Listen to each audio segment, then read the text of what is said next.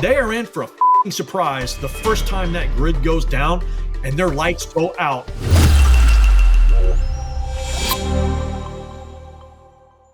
Well, I did read the book, and so it's called the Battery Powered Home, right? You know, someone who's been in the industry going on like 8 years. I think it's an important read. I just out of curiosity, Greg, like what was the inspiration of writing this book? Yeah, Ben, thank you. That is a great question. I started writing this toward the end of 2020 when the world was in full lockdown from the COVID craziness. And I was actually writing a different book. I was actually writing a book of all my Navy Sea stories. Yeah. And a buddy of mine called me with an SMA Sunny Island question. And I just, that is my favorite hybrid inverter. It's the most over-engineered thing on the planet, right? Not to plug any manufacturer, but I just got to know that inverter very well when I worked for SMA. And he had a question. He said, I know you're not working with them anymore, but would you know why this behavior is happening? And so I told him, he said, dude, how do you remember all that shit, man? You haven't been at SMA in forever. And so he said, you should write all this stuff down. So you know what? That's not a bad idea. And so I went back and took all my old LinkedIn posts and blog entries. And that was kind of what started this book. And it just kept progressing. And at some point, I was like, all right, well, like I got to make this look more professional. So I got a publisher and an editor, and we went through the whole thing. It took about a year, but I launched it. I think what I got from this book, though, I think a big important thing, and maybe this is kind of one of the motivations why you wrote it, was like just the expectations of batteries and how that's just not been a good. There's in the solar industry, I feel like, you know, with looking at turnkey and, you know, the sales organizations and how they kind of pitch batteries to homeowners has been a little bit, I don't know, maybe misleading. Maybe that's not the right word, but I think expectations are not properly set. And maybe because there's a little bit of how the commission structure is set up for these turnkey organizations. And maybe, I know Jeff, you could probably talk on to that because you deal with that a lot. And before you answer that question, Jeff, why don't you kind of tell us your background? So Greg and I started working in the PV industry around the same time. In fact, one of the first trainings that I had ever organized, Greg was one of the speakers, and he impressed me as being no nonsense, very clear and easy to understand. He came in from a unique background, having worked in the Navy with large energy systems and battery systems. And I was very impressed, quite honestly, not only with his technical knowledge, but also his ability to tell it like it is and like it should be. And just like his shirt says, RTFM, I think Greg has been one of the more vocal proponents in the entire industry over the years of people being conscientious of the realities of this technology and how it actually works. Unfortunately, too many folks in our industry, whether they're contractors and installers or folks that are doing their own work, fail to appreciate the functional limitations of any of the technologies that we deal with. And I think Greg has probably, again, been one of the strongest voices in the industry for people to understand the realities and limitations, but also the capabilities and benefits of this technology. So I'm pleased to say that I have my own autographed copy of Greg's book right here. And he does give a nice plug to the documentary film that I helped make about how the solar industry started. And I also have been a very strong vocal proponent of people understanding the benefits of this technology, but also the realistic limitations. Those people that say, I want to live off grid, more often than not fail to comprehend the sacrifices they may end up having, sometimes making, by living off grid. And I feel that Greg does an excellent job of giving a reality check to people with his book. And I feel that in the work that he's doing and helping train people in the industry, he helps bring people back to a realistic level so we can take what is a wonderful technology, has tremendous benefits, and apply it properly. And kind of circling back to like setting expectations, that question of like who this book is for and what they can get out of it. I mean, you go into some other topics that I kind of was like, ooh, that's interesting. That gets a little outside of a battery conversation, more string versus micro, which I like to discuss at the end. But setting expectations, why don't you tell us what you've been experiencing before you wrote this book, and why you felt like you had to kind of lay it all out for people? Yeah, man, that's another great question. As Jeff said, we came into the industry about the same time. I started with SMA in May of 2008 as a technical trainer. And previous to that, I was also a master training specialist in the Navy. So we knew how to train all levels of people, right? All in pertaining to this industry, I've had to be able to talk to utility engineers all the way down to the very, very green installer that doesn't even know what PV stands for. And that's a challenge. And it's a challenge to not only teach people that, but to also write a book about it. But the job, for me, I took my job as a technical trainer to mean that I was in charge of reducing service calls. I actively trained the service people of all the companies that I work for, and I used my material to train the industry and end users about the technology so that they won't have to call the company for service. And so that was kind of the reason why I started this. But then it expanded out. And after I had a few people in the industry proof my book, one of them was Justine Sanchez, and another, an SEI sister, she and I go way back. And she proofed the book, and she says, you kind of pitched this for the industry, but there's a lot of good nuggets in there for end users. And so in the very back cover, I work with my editor to massage the book description and kind of who the book is for. And I really lay it out in the very first chapter of the book. And coincidentally, the story that I tell in that book actually happened. Like, I never name names. I never have throughout the industry, things that go wrong. I never name names. I may show pictures, but I don't tell who they are. And the story that I tell in that book really happened. And it all went back to customer expectation management and what the installer did not tell these people. Why don't you tell that story? Give us a quick version of that story. Yeah, Reader's Digest condensed version, if that's even a relatable example anymore, right? So we had a customer, lived in Northern California, that bought a 20 kilowatt hour system. And PG&E during that time was shutting down the entire parts of the grid if the winds got above 35 miles an hour, because their infrastructure was bad. The utility itself was causing fires. Yeah? So to minimize that, they would just shut the grid down, and they may have given you notice when they did that. And so these homeowners got a brand new system. They wanted to show it off. And when the grid went down, for a 3-day outage is what PG&E said it was going to be, they decided to have a hot tub party on the second day. And they drained the battery down, and there's a lot of technical details about that. But the outage ended up being longer than a week. And so they were mad at us. And they were like, you are replacing all the food in my freezers and my refrigerator. And it's like, well, no, we're not. But let's get your system back up and running and help figure it out.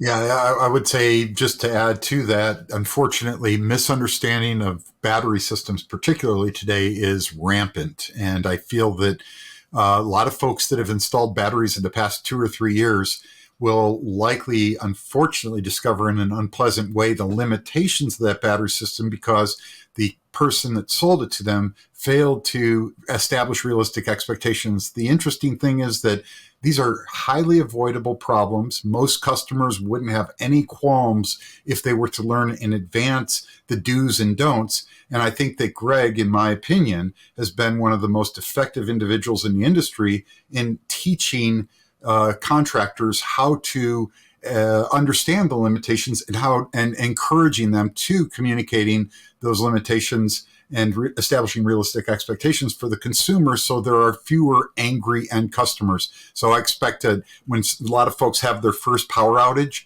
they're going to probably walk away from that saying, this salesman said I could do this and I couldn't do that. And it's unfortunate because it sours them on the technology when it ought not. I think that if they had come into it with both eyes wide open, I don't think it would have changed their buying decision. It just would have changed their behavior pattern when that incident occurred.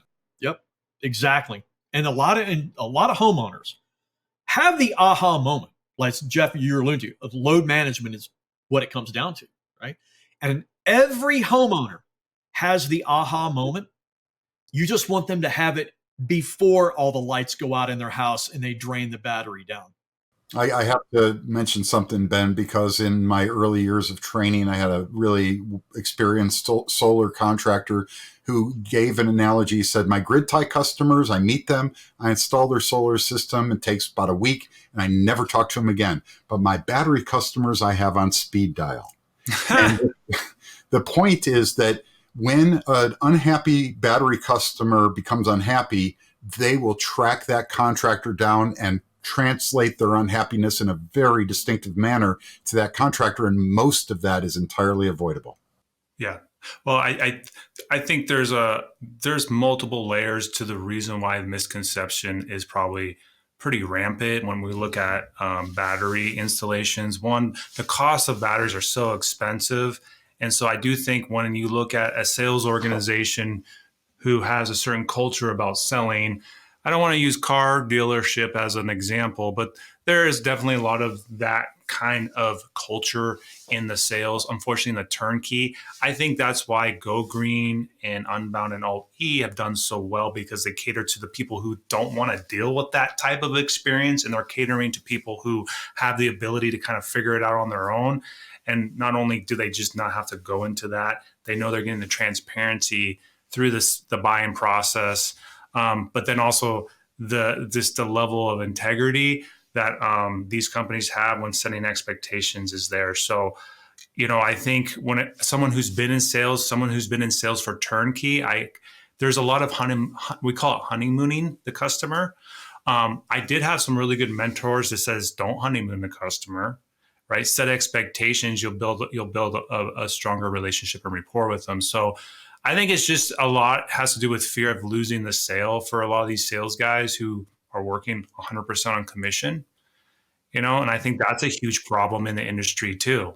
Not even just grid tie alone. When you're working 100% commission, you have a bad month, you start maybe bending the truth a little bit. But sometimes it's good to lose the sale. Sometimes you should lose that sale because that might not be the right sale to have, and you can move on to sales that are the right ones. I feel that concept of, every sale is equally important is a huge mistake for a salesperson. Yeah, dude. I mean, I know nobody wants to turn down a sale. I get a little bit into this in my book, and I get it, right? Especially now, times are tough, things are lean. Sales organizations are really, struggling to sell stuff, right? But the average truck roll in the US is about $400. And so what that means is anytime you have an issue and the installer has to send a truck out to the site to troubleshoot, diagnose, that's $400 out of their pocket. And what I tell people, as soon as you add batteries, and boy, as soon as you get into off-grid applications, you are married to those people. And so is that $400 truck roll or multiple truck rolls worth that margin from that sale? That's a question that every organization should be asking themselves once they get into batteries. I'll tell you, bouncing off something that you both have said, and by the way, if you're not familiar with RTFM, it means read the fun manual. And I'll tell you, the DIYers, in my experience, are more likely to read the documentation than the installers. I do have an interesting question for Greg. And obviously in just probably the last 2 years, we've seen a dramatic shift towards utility rates where the afternoon hours for electricity in California have gotten ridiculously expensive. San Diego Gas and Electric now has a rate tier in the 70 some odd cent a kilowatt hour in the afternoon in summer. It won't be long before we're looking at $1 a kilowatt hour for electricity in some of these California utilities. So a lot of companies have been promoting these batteries that don't provide any backup capability. All they do is that shifting where in the afternoon hours you live off the battery, but when the grid goes down, you can't use your battery. And this causes me concern because I think that the significant majority of customers that buy that type of system, which is a little less expensive than one that can do backup when the grid's down, are really surprised and tremendously disappointed to learn that when the grid goes down for a day or two, that solar system and that battery are just sitting there looking pretty, doing nothing of value. And I'm just wondering, Greg, I'm sure you've been hearing rumblings from some folks that are discovering that that less expensive battery system they bought won't work in a grid outage. Maybe you can speak to that. I absolutely can, because the company I work for now, our salespeople were promoting that. And basically the idea is if your grid doesn't go down all that much and you don't really need backup, then you don't have to buy an automatic transfer switch. So you save a couple $1,000s, but you buy the PV, the inverter, and the battery, and you're only going to use it in a time of use setting. In other words, you're going to fill the battery up with solar, and you're only going to discharge it between these hours in the afternoon, like you said, Jeff, to offset your consumption. But the people installing these systems, and when I found out about this, it was because a service guy called me and said, Greg, have you ever heard of a battery system going in that didn't have backup and that didn't have an ATS? I was like, no. Where did you get that from? And come to find out, it's not through any fault of the manufacturer. It is the salespeople that are selling that, right? So if the installation company does not express that severe limitation to that energy storage system to the homeowner, they are in for a f***ing surprise the first time that grid goes down and their lights go out along with the homeowner, and they have no food, no way to charge their phone, no way to stay connected to the world when the Duke hits the fan, because they had this preconceived notion that they were going to have all that because they had this battery in the garage. And I despise that application wholeheartedly. I cannot express my disdain for that application. I think it's a stupid thing to do. You'll get much more bang for your buck by just giving that extra little bit of energy security. It seems silly to me to save $2,000 and not take advantage of having your solar and battery when the grid goes down. I recognize that's not a common thing. Like where I live in Chandler, Arizona, we've got an incredibly stable grid. I would say, though, if I were to put a battery on, I can assure you I would add the extra couple $1,000s to allow me to use it if the grid were to go down for an extended period of time. It's just too compelling a use case to ignore. I think it's like because I worked for a company that offered that in California when the NEM 3.0 kicked in. Hey, we have this other tier. Obviously, they're promoting you want to sell it right, encouraging people to get the full backup. But if they were really just trying to save money and trying to leverage like the old school grid tie only experience without the backup solution, you can use batteries to store it on the premise. But yeah, it's like $2,000 for the controller, but then you're also looking at labor, because there is more wiring, sub panel. And I think it was looking like between like somewhere like $35,000 to $5,000 more after all said and done. So it was like about a $4,000, I think, on average difference in cost when you factor in labor.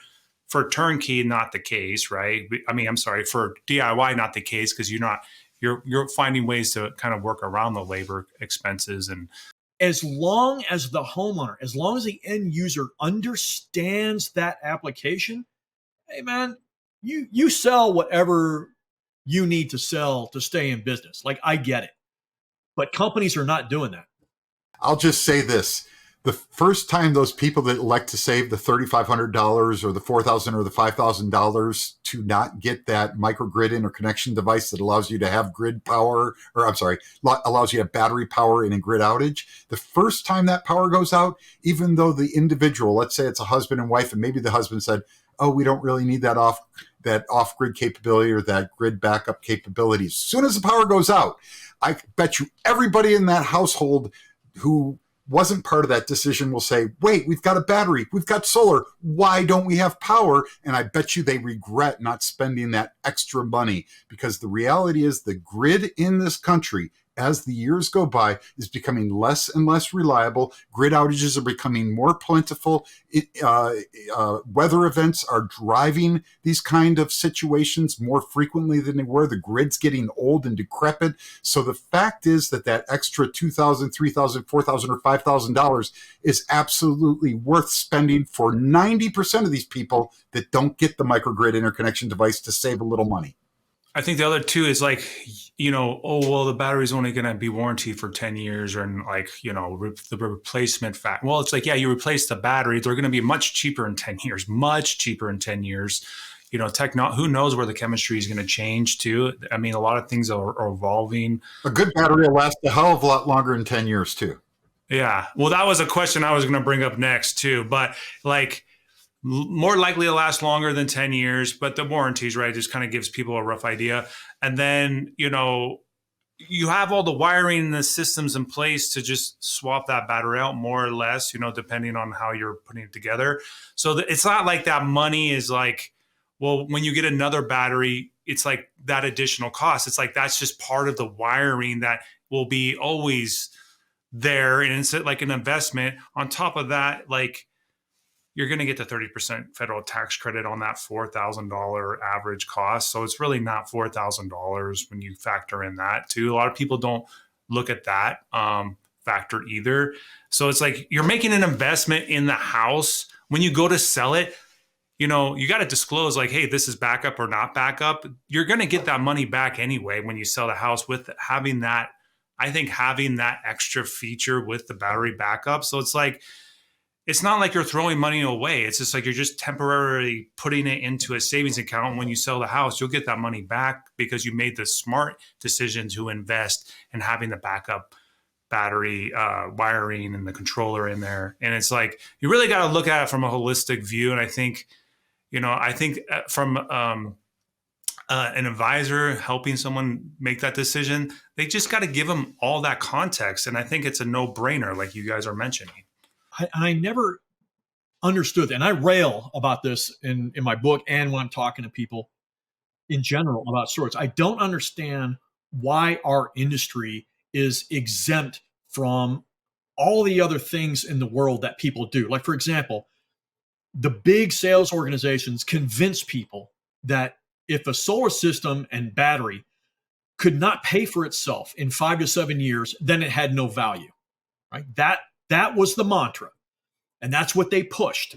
Oh man, 5, 7 years, and then it's all gravy for the next 20. It's like, dude, the warranty on my car was 7 years, 70,000 miles. I don't get a new car when either one of those two values trips over. So why would you expect to sell a battery system just because it reaches the warranty period, right? And so that was the NEM 3 stigma that really caused California to freak out, because all those sales organizations that pushed dollar per watt, 5 to 7 year ROI, like that was the only freaking thing that mattered. As soon as NEM 3 crept up, and instead of getting 25 cents a kilowatt hour, we were getting less than 1 cent a kilowatt hour for some parts of the year, they freaked out. They fled California. They hauled ass out of a state where you're getting billed 55 cents a kilowatt hour. And they went to Nevada where energy was 15 cents a kilowatt hour. Like that does not make sense to me. There was still so much value for solar and storage here, but because of the way that they pushed that application on people, they shot themselves in the foot. Yeah, there's this whole crop of salespeople we refer to in our industry as the solar bros, and these solar bros are chasing the fast, easy money, so that before the problems mount with the customers they've misinformed, they've already closed that business down and moved on to the next business. The one thing I do want to say, though, is there are competent, quality professionals in this industry also, but it's up to you, the consumer, to make that determination as to who's competent and who's not. And just because there's a good looking fella who's got this really nice cologne on and is well groomed and speaks cleanly, that those people, I tend to already be a little suspicious of that right out the gate. So you have to, as the consumer, educate yourself enough. And I think reading Greg's book is a great way to start that process. You have to educate yourself so that you don't get ripped off. And it's your responsibility to protect yourself. So when something goes wrong, don't blame Greg, don't blame me, don't blame Ben. Blame yourself for failing to do adequate research to find a competent company to buy your equipment from or to do your installation. Yeah. And I'll tell you right now, if you read my book as an end user, you will know more than those goobers that come knocking on your door to sell you solar and storage. I guarantee it. Yeah, I mean, when you look at the commission structure being in that side for a while, turnkey, like depending on what company you work for, it's a lot. I think it's anywhere from $50 to $1.20 a watt for commission. So these guys are making anywhere from $6,500 to over $10,000 a sale, and that's, they only need to sell 2 or 3, but it's like, the problem with that is that it really does breed a certain type of personality. Like you said, looking for that quick win, not willing to maybe do the right things to make sure that they are able to get fed that month. And, I think the companies that kind of subsidize that with more of a salary base and maybe a small commission, but nothing near to that, like that is just grotesque. In my opinion, I think it just is always going to attract, those types of people always, right? Here's a question for the consumer. Ask the salesperson what their commission is. Yeah. No, I'm totally serious. How much money will you make off my sale? And I state that only half jokingly, because we are seeing massive abuses by sales organizations where these salespeople know nothing about the technology whatsoever. They're in it for the quick sale.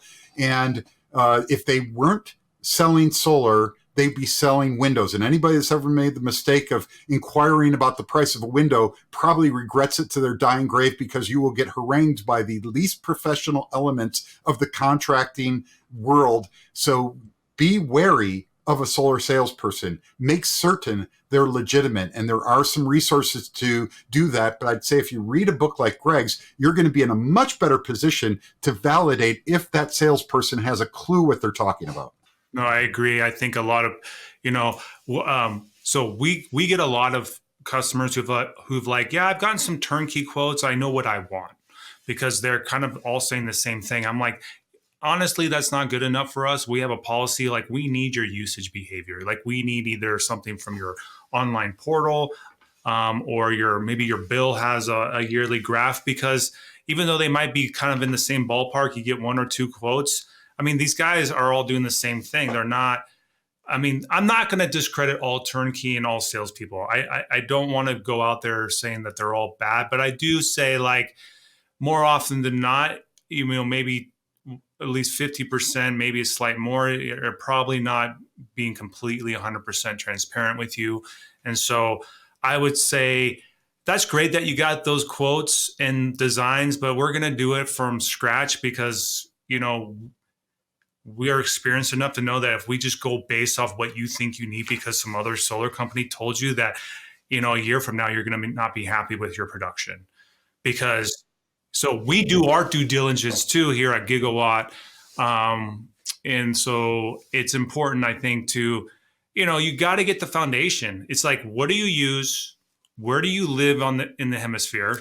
What is the weather patterns like in your area on average? And, we have software that does that.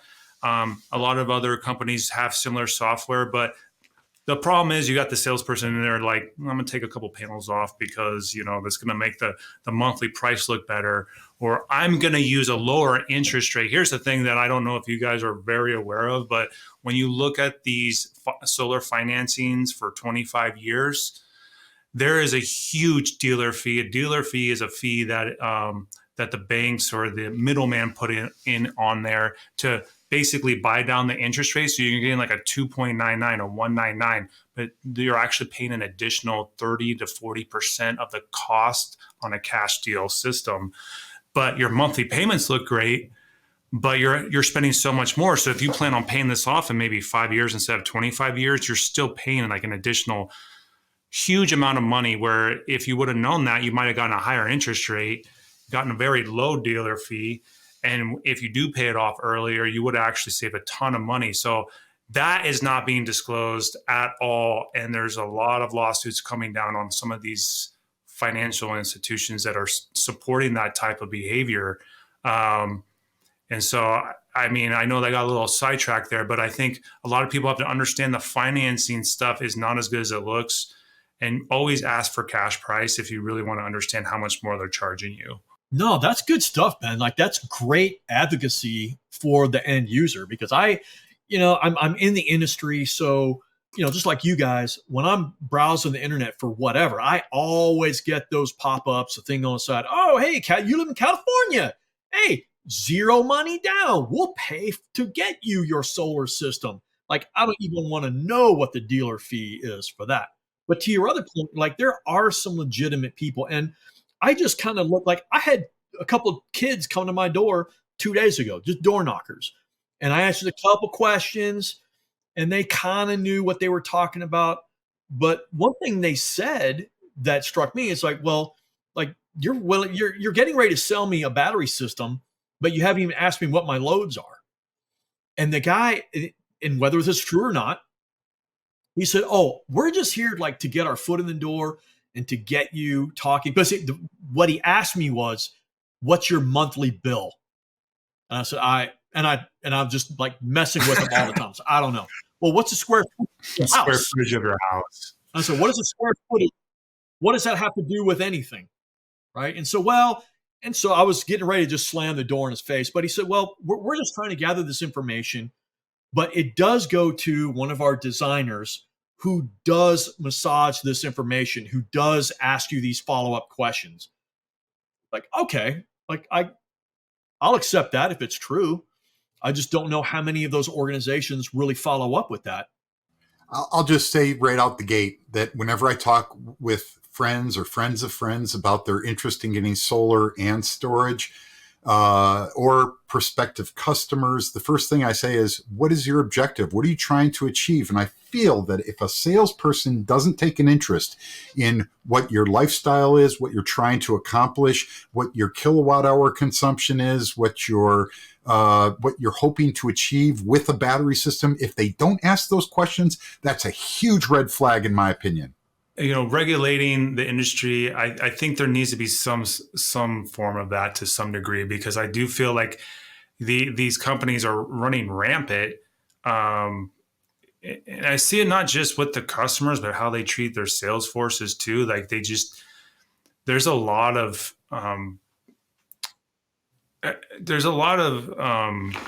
what's the word I'm looking for? I guess, unethical behavior, both to like the workers in this industry. They take advantage of young kids who are looking to get a head start, and they're kind of sold on this idea that they can make good money. And then before you know it, they don't get paid until after install. So now they have like 5 or 10 deals waiting to get installed. So now they got about $20,000 to $30,000 of commission hanging over their head. They're not liking it, and it's very hard for them to get out. And these owners across the country are taking advantage of that and totally exploiting these kids. It's really gross. And then on top of that, it kind of puts them in this weird position where they can't always be honest to the end user. So I think there's just this really toxic behavior there. Now, it's not everybody. I don't want to throw the baby out with the bathwater, but I have noticed it quite a bit. We are starting to see the industry kind of shift, with the market changing kind of on a downturn. We're starting to see these companies that aren't well established, that use good practices, start to fall to the wayside, right? So it's like almost in a way self-regulating. But unfortunately for a lot of homeowners that bought into it, now they don't have someone to support them, right? Because that company's out of business. They buy some extended warranty. And that's unfortunate because they're still paying on like a 25-year loan that's supposed to replace their power bill. But now they have two bills. They have a solar system that may or may not be working properly, no one to take care of it for them. And then they got the escalating rates of the utility. So I think a DIY approach is cool because it forces you to understand your system more intimately than if you were to do a turnkey. And that way you can come back and make the adjustments and fixes if you need to, because you educate yourself in the process, right? Yeah, dude, if you want to make some money in this industry, and if you have the temperament for it, start an O&M company and you take up all those orphan systems. I guarantee you will have more work than you can shake a stick at. Although you'll be working for customers oftentimes that are very upset when they first contact you. So there's the challenge. But that said, I feel that there are some resources available to folks that are trying to make wise buying decisions. Ben, I totally agree with your assessment that there's far too many unethical people in this industry. And it's because it's contracting.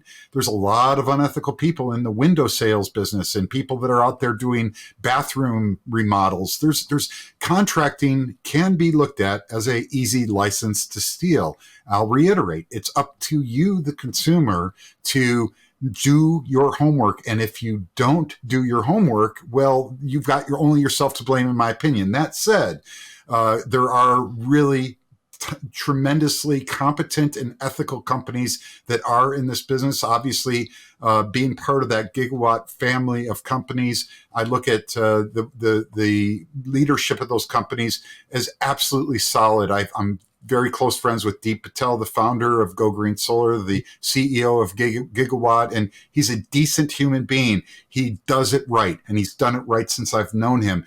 Greg is a ethical, responsible, decent human being. He's done it right since I've known him. These people exist. It's up to you to figure out how to find the competent, ethical people in our industry. One other resource that can help folks if you're looking to get a system installed by a contractor is NABCEP certification. Certainly is one way of validating professionals that have gone to that effort, not only of getting the experience and the education, but taking a very challenging exam akin, if you will, to a licensed contractor exam or a professional engineering exam to demonstrate that they have achieved a certain level of competency. So not every filter is perfect. I'll just say there are some good resources out there to help validate companies that are doing it right. And I think with educational resources that Gigawatt is trying to make available to the end consumer, judge it based on those merits. If you've got a company like Gigawatt that's trying to provide responsible education at no cost, give that some consideration in your buying decision. Yeah, I think just how long has these companies been around for too? Like a lot of these solar companies pop up, try to make a quick buck, do things improperly and die off pretty quick. So, like the Gigawatt family, the Unbound / Wholesale Solar, the Alt E, and the Go Green have been around almost 20 years. I think each of those companies very close to 20 years. And so I think that says a lot about the integrity of those companies. They're not in this fast pace to make quick money. They're on a sustainable path. So I think before you have to go, Jeff, I want to kind of loop Greg into this conversation is like, your passion is about battery storage as well, especially with, the regulations or the lack of regulations, but this huge push, especially in California. And we talk about this flood of batteries coming into the market. And man, I've been talking to a lot of, people interested in doing battery backup solutions. And they always say, well, I got a battery. They say like, I got the Walrus or the EG4s or whatever. Right. And I'm just like, like that's great. But, what do you say about the current state of, battery storage and this huge flood of kind of brand new companies, not, when we look at more established companies like Enphase, Tesla, Fortress, Discover, Simplify, those have been around a long time, a lot of off-grid applications. With all these cheap options out there, why don't you speak to that in the UL listings and, You did a really good segment on what was that segment you did with The Solar Builder magazine. Solar Builder, yeah. Yeah, I did a podcast with Chris Crowell, their editor there, about the dangers of using unlisted, unpermitted lithium batteries. So I'll just start with saying this. In life, I've learned over and over again, you get what you pay for. So if you're getting a very inexpensive battery, you should ask yourself, gee whiz, why is this battery so inexpensive? And I'll tell you oftentimes what will happen with those inexpensive batteries. Within a year or two, they won't work anymore. And is that a good deal? Holy mackerel, if you only get 1 year of usage out of a battery that's half the price, but the other competitive battery that might have been twice the price lasts 10 years, what's the good deal? And this is something that people aren't fully grasping. Not only might you end up with a useless brick that you spent thousands of dollars on, how do you get rid of that? I don't know of how you get rid of a lithium battery today. So I do feel buying quality over the long term is going to give you the lowest cost for your system over the long term. So there's a lot of value in researching what is the right product to get. So it's going to give you good long-term reliable performance. My solar system wasn't the cheapest. In the 12 years that I've had it since install, I've had zero problems with it. Zero problems. And at the time, Greg worked for the company that I got my inverter from, and it's been an absolute solid workhorse of a product. I was not at all unhappy that I paid a premium price for an inverter that's going to probably last me 20 or more years. I think that's something that the average consumer fails to grasp about this technology. So don't penny pinch when it comes to your equipment that you want to last for 10 or 15 or 20 years. You want to do your research. Put time and energy into your research. If all your research is talking to 2 or 3 salespeople that randomly show up at your door, I can assure you, you will likely make a mistake in your buying decision. Well, what about these batteries that are guaranteed? So I think there's a little bit of a fallacy when they're saying like, oh, but it comes, and like, I'll talk to these people like, well, it comes with a 10-year warranty. So they feel like they're protected. Warranties mean zilch to me. After having worked in the solar industry, originally I had my first foray back in the 80s in the water heating days, but in the PV industry, when somebody says, oh, we've got a warranty of X number of years, I'm like, who cares? I don't care about warranties. I want to make sure that this company has a good product, that they've been around long enough, that they have good technical support, that they're ethical and honest. Research the salesperson's name on LinkedIn. If it doesn't come up on LinkedIn, are they legitimate? I tell you, the warranty does not equal reliability. I talk about that also in my book. And one of the most, and speaking of, the inverter company, I have one of those inverters on my wall, and they're built like brick houses. Hang them and forget them. I've never had one issue, except when I got a new router, my inverter stopped reporting to the portal, and the company called me and said, hey, man, we haven't seen any data. I was like, wow, dude, that is so cool. Oh, yeah, I forgot to put the new password in. Boom, it was it. But one of the most profound things one of those German engineers told me when I worked for that company was this: price, reliability, efficiency. Pick 2. You can't get all 3. Yeah. And walking around RE Plus, a couple weeks ago in Anaheim, the big solar show, dude, there were more battery companies that I'd never even heard of. You couldn't even read their signs. And you're like, what do you got here? Oh, yeah, we're planning on launching this in Q4 of 2025. It's like, you got a 60 by 80 booth and you don't even have a real product. That's the stuff that's going to enter our market.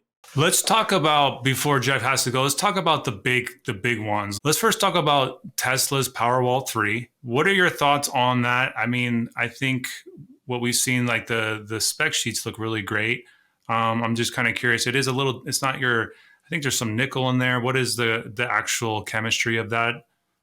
Well, currently they're using nickel manganese cobalt cells, although the rumors are that Tesla as a corporation for both electric vehicles and for the Powerwall, which are more of a secondary consideration to Tesla's corporation, that they will be gravitating towards lithium lithium iron phosphate. So LFP is the term that you hear. So I would say that Tesla and Enphase have impressed me of having products that have good reliability, good feature set, and especially Enphase has really good technical support. I do prioritize, quite honestly, in my advice to contractors and to end customers, that the technical support really does matter. So you want a company that's going to be there 5 years from now to help support your issue. That story Greg just mentioned, where his monitoring was no longer showing up online and he was proactively contacted by the manufacturer. That's the kind of service that in the long run you will really appreciate that you get from a premium product that you paid a little bit more for. So I think that the challenge is that you've got this lower tier of a lot of no-name battery companies that some of whom actually make a decent product and have legitimate people.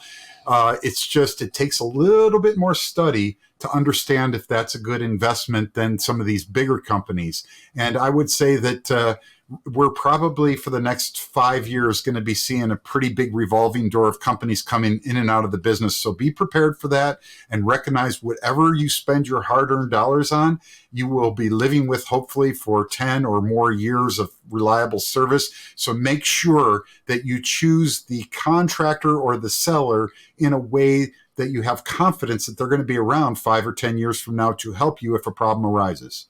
Yeah, Enphase is saying they have a 15-year warranty where Tesla says they have a 10-year. Do we know why? Is that kind of going back to the warranty, just feeling like, hey, we can look better? Yeah, you can tell me you have a 20-year warranty, a 7-year warranty, a 50-year warranty. I disregard warranty talk entirely, personally. Dude, and one of the big things, like these batteries only have so many cycles, right? And so a lithium battery in our industry, when it's end of life, that means the state of health or the amount of capacity remaining in the battery is at 80%.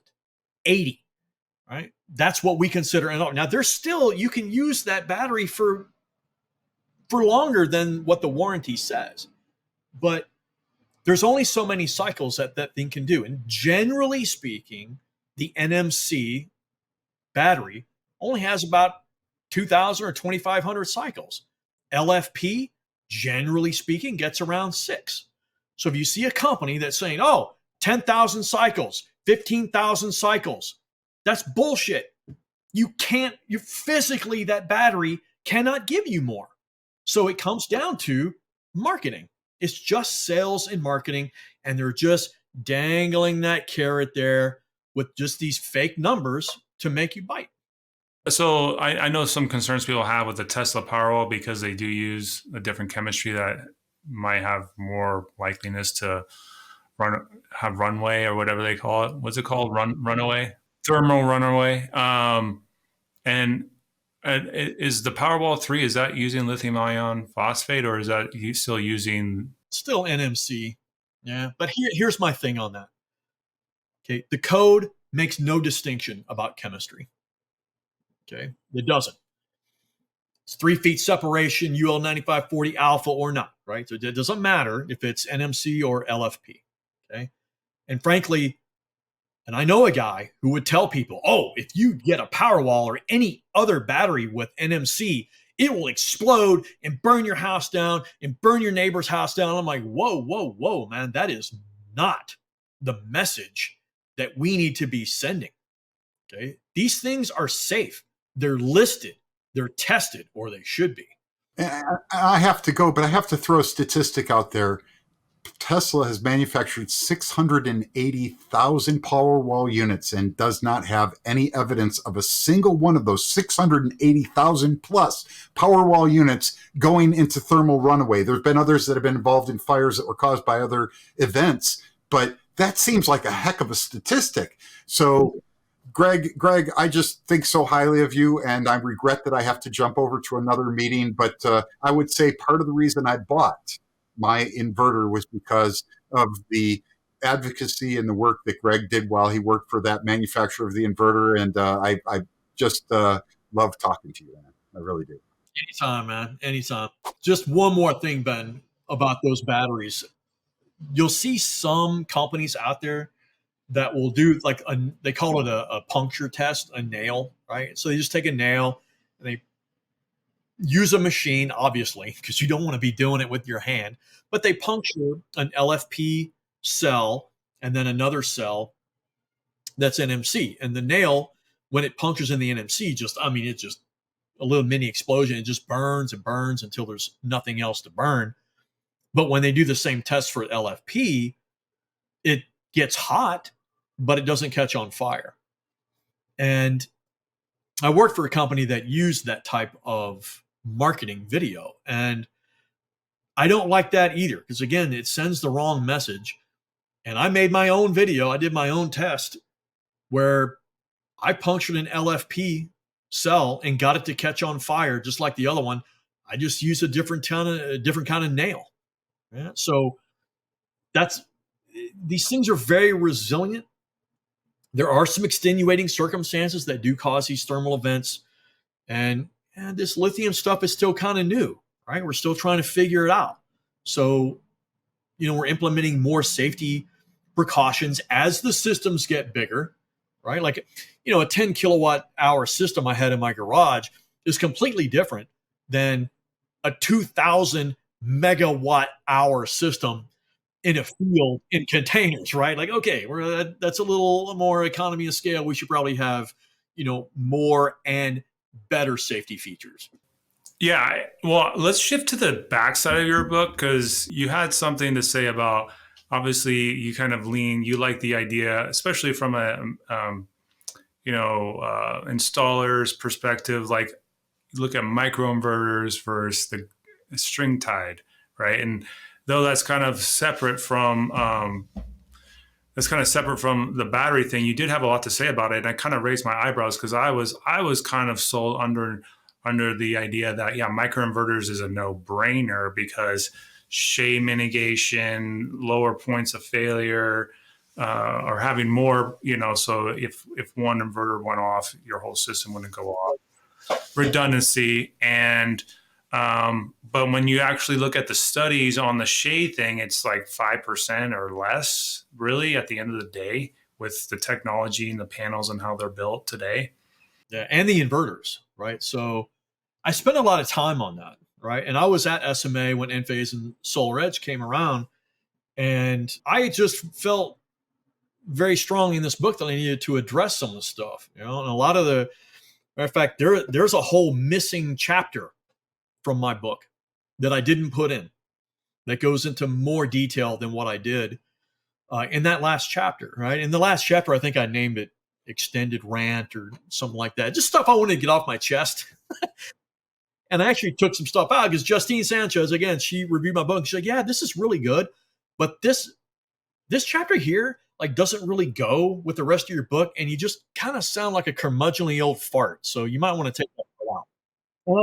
And I did. But the thing that really gets me about any module level component, and in full disclosure, I work for a company right now that sells module level components.